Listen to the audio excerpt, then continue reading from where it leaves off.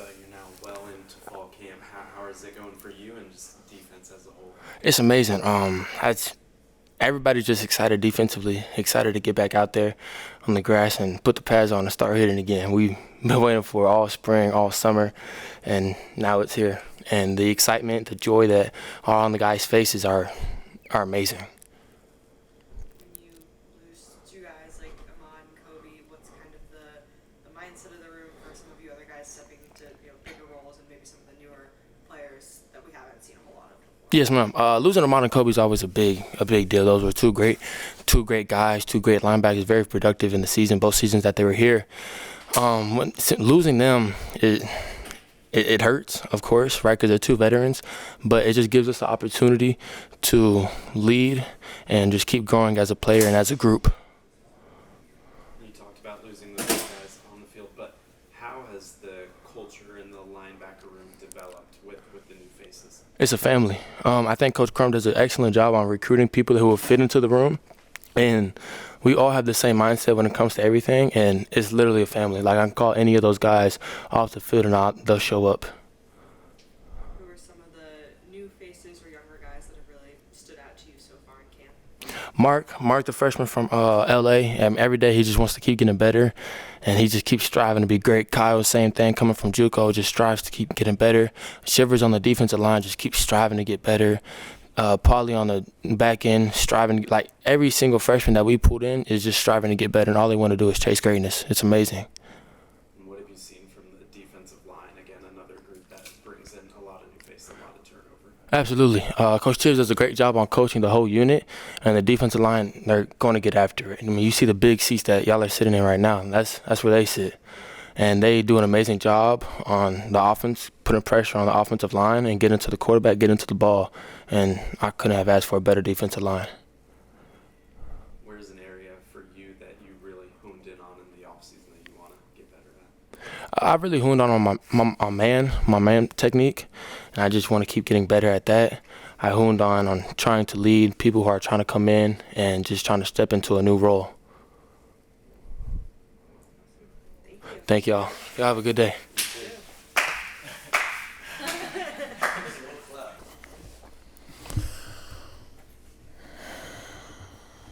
think we're just over the halfway point now in fall camp, so what have you seen from your group so far? Yeah, it's been a process day by day, but it's really cool because every practice, every situation presents a new situation for them, right? Something for them to get better at, a new point for me to coach because of all the new guys we have, because they've done a great job of learning the playbook. Now it's the situational stuff that we got to get really good at. It's becoming a leader. It's finding my role. It's all the little things that you need practice for. So throughout the whole camp, we've had opportunities really every day to get better at something. But the thing that I love about the group is every single day that happens, the next time that shows up, like they've learned from that and they're ready to make that play. I think 2 years ago you had a similar situation where you had a lot of new guys. Yeah. Last year, a lot of similar faces. And going back to so many new faces in the room, what's that transition like when you lose guys like Ahmad and Kobe? Yeah. And I know you have Alex back, but just how do you kind of work through a transition year?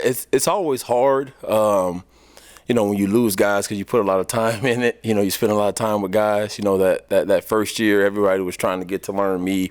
I was trying to get to learn them. We were trying to establish a culture. But the cool part of this go around is like now the culture piece is kind of there and it's kind of in place because of the guys that have been here. Brandon Miazono, Alex Kilgore. Those guys have kind of been here, and they were the young guys, but now they know the expectations, which gives them room to grow, to fill the roles of the guys that have left, but in addition to knowing how the culture is supposed to be. So it's a little different in the sense that now it's just more of the football part. I think we've done an awesome job of getting the right individuals, the right people here, guys who are obsessed and love football. So that part's really cool, and then they just kind of grow into the culture, and then that's what makes the room, go. To go off of that a little bit, talk about the new faces in the linebacker room, but because there are new faces, how helpful has it been for the entire defensive coaching staff to be back to where you don't necessarily have to worry about that piece? No, that part's huge as well. I think, again, once you've been in coaching for a while, most of the stuff's the same. The techniques is what you call it. It's a little different. So not having to coach coaches or catch coaches up to the way and how we do things is awesome. Because again, now we can really, like, we don't have to spend a ton of time in the meeting room trying to make sure, like, we know what we are, we know what we're going to do. But now it's like, let's spend time on our personnel. What ways, can we deliver a message better to get our new guys caught up and engulfed in our culture? And I think because the sooner we get that down, the sooner we can take off. Again, I think we've done a good job of recruiting the right individuals, guys that love football. They study their plays. They want to be here. But it's the part that they don't know is how we do things on a day-to-day basis, just because they haven't been here long enough to get it. So we can spend time on that as a staff, knowing that everybody knows the defense. How have you seen Alex develop just in his time here, and what about him do you feel like makes him ready to kind of lead this group this year? It's funny because he and I laugh because when he first got here, he was just mean, like just to everybody. He just always had a scowl on his face, like he was just angry all the time. And I was just like, there's a side of you that a lot of people love and respect, and it's okay to show that. And I said, once you can get to that point to feel comfortable to show people that other side of you, I think you'll take off as a leader, and I think he's done just that. I think he's done a great job of just being a really good teammate, just being there for people, being vulnerable with his teammates, just opening up. So, because everybody sees the work that he puts in, right? How much he cares, the time he puts into football, how passionate he is, and everybody respects that. But now they can follow him because they know him as the individual, and I think he's grown tremendously as a leader. He's well ahead of schedule. He's like way ahead of what I thought he'd be as a leader. But he's done a great job of embracing that. He's very critical of himself and wants to get better in every area of his life, on and off the field. And that was an area for him that he circled as a leader. And then for me, it was just kind of empower him and telling him, like, hey man, you've been here. Everybody respects you. Like, don't be afraid. If you need to say it, say it. But you don't always have to say something. You can work from behind the scenes. And it's just, again, finding opportunities to help him lead better and say, hey, maybe say it this way or say it that way. And he's very natural at it, and he's done a really good job. Now with a year in the ACC under your belt, are you going about, as a group or as a defense, are you going about fall camp any differently? Are there any tweaks, or is, you had a successful season last year, just one? Yeah, I think it's always that's the trick, right? That's the secret sauce in coaching. Is not when you've had success, it's not falling victim to that, but also not trying to recreate yourself. Because if it doesn't, if it's not broken, then there's no need to fix it. But sometimes you can tweak it. Right, you may just loosen it or tighten it just a little bit, and it'll still work just fine. But that's our job as coaches. We got to do a phenomenal job of finding the pulse of our team, because this team is different, right? They may do things better than the group last year didn't, or vice versa. So we have to find those things based off our players' skill set. But for the most part, we have to be creative. We got to think so it's not stale for the guys that have been here, so that they don't fall victim to it's the same old thing. But in the same sense, trying to push and encourage the new guys to what has worked. So it's a really fine line. And I think Coach Lashley does a phenomenal job of that. One of the coolest things, he lets some of the seniors now do the team meetings, so he lets them talk to him. But that gives them a different voice. So it's not me, it's not him, the message is still coming across, but it's coming across from a different person. So we have to do great things like that to make sure that the guys stay locked in and keep receiving the message. Coach Clark's your only true freshman in the room. So what have you seen from him since he's gotten here, and how is he acclimating to the group? Yeah, it's funny because Mark was really eager, really excited when he first got here, in the spring. And I told him, like, so you're going to get a different version of me. The guy who recruited you is like, he's gone, right? Just know that. But he embraced it. He's a guy, he does not flinch. He does not fold. A lot of times when guys are new and things get hard, it's just human nature to try to preserve yourself and step away and back away. But he hasn't. He hasn't done that at all. Like, he's got his chest up. He's taking the coaching. And you see him getting better with literally like every practice. He does something that is encouraging. But I tell the other guys to kind of let him know he's doing good, because I can't really say it yet, because I want to keep him working and keep him getting better. But he's doing a really good job. He's all bought in. He's a great teammate. He's a great person. He's working. He knows he has a ways to go, but he's physically gifted. He can run. But once the game starts to slow down for him, I think he's going to be a really good player. But he's just going through that freshman grind. The good part about it, Kilgore mentioned earlier, like family, the guys do a really good job of being the good cop, so I could be the bad cop. And through that balance, I think we'll get the most out of him. But he's done a good job, really good job. I wanted to ask about two guys, Zakye Barker, who's is here in the spring. Yep. What's he looking like? And then also Brandon Miyazono, a guy who's been here a long time. Yep. Where's he at? Yeah, we'll start with Z.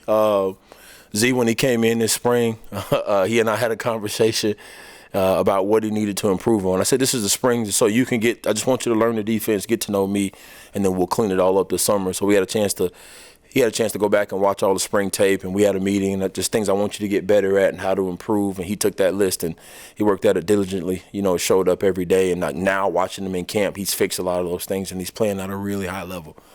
Very efficient, very smart, and he's starting to become that other leader alongside of Kilgore that we brought him here to be, which is awesome. So he's growing every single day in his mold and his play and starting to make plays. So, I think he's going to peak at the right time as soon as the game, hits, and we're looking forward to a big season from him. And then Brandon's another guy that's been here, right, but he's been a part of the culture.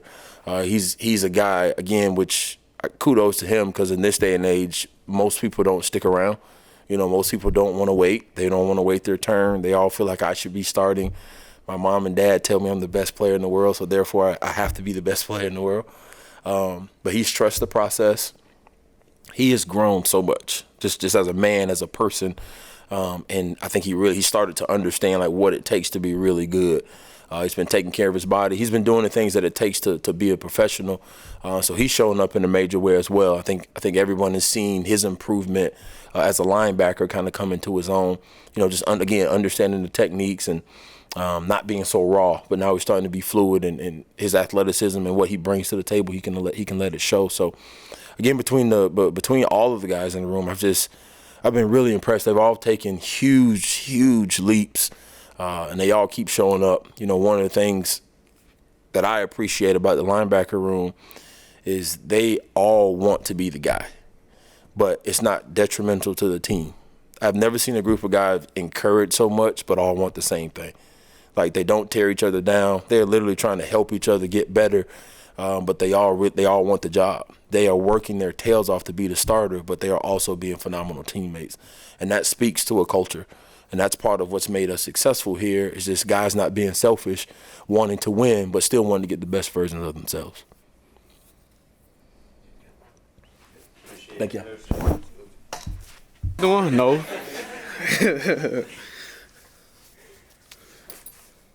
Can you say y'all names when y'all ask me?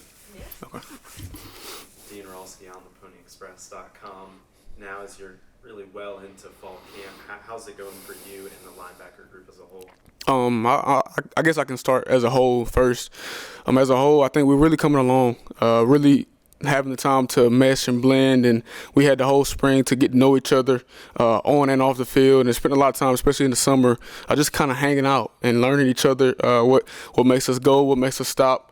What we like, what we don't like, and just hanging out and getting to know each other, and share some laughs, share some food, share some good wings. So it was plenty of times where we just got to learn each other, and I feel like those are the types of things that correlate to a winning program, when you can love the guy that you're playing next to off the field first, as a person, as a man, and respect him as a man, and then you can be able to get on the field and have his back as a man as well. And I think that showed up multiple times in fall camp, going against the offense, and just being able to love each other and respect each other, and have that bond on the field to make us better. Leah Simacopoulos, Dallas Morning News. One thing that has kind of been talked about a lot about you is, like, you came in here for your visits, and people have talked about how impressed they were with your note taking and like just how interested and bought into the program you've been. But where does that come from? And I guess kind of what when you chose to come to SMU, what is it that you were really looking to get out of this experience playing here? Yeah. I told some people this story. When I was at ECU, I actually broke down crying, just praying to God what He had for me, and He's really laid the path out for me. And when I visited SMU, He told me this was the place I was supposed to be at. Being able to interact with Coach Crum and all the rest of the coaching staff, I just knew that would make me better, and that would challenge me like I've never been challenged before. And God showed me, like, everything that you were asking for, you have it right in front of you. So honestly, the reason I'm here is just to chase greatness. We say chase the standard here. I'm chasing the standard, and the standard is to be great. It's to chase perfection, even though we may never catch it. But I bet you in chasing perfection, you will fall short right on top of greatness. So I feel like that's kind of the motto for me. Like, that's everything I want. When I'm having hard days, or when it's a tough day, or it's like, dang, I had a bad practice. I can't say I had a bad practice. Like, I don't really look at good or bad practice. I look at, why did I come here? I came here to chase greatness. So in a bad practice, I learned a lot. Like, dang, today I learned a lot. So I'm going to go back and I'm going to fix those things. And I know Coach Crum's going to be on us, and I have my teammates to pick me up too. And we're going to get better. So I'm just here to chase greatness. That's it. You mentioned some of the tough or ugly times that can happen during fall camp. And how important is it for you, or how nice is it really to have a really bought-in culture with the defense and specifically within the linebacker room? Yeah, I feel like you need your teammates. Coach talks about a lot about, like, basketball, you can probably be a one-man show. There's probably sports, track, you could be a one-man show. In football, you cannot be a one-man show. There's no such thing. That doesn't exist. So being able to lean on the guy next to you, like I said, building that bond off the field is all that matters. So making sure that we have that love and that respect. That way, when somebody falls and somebody's facing a hard day, like, somebody can pick them up.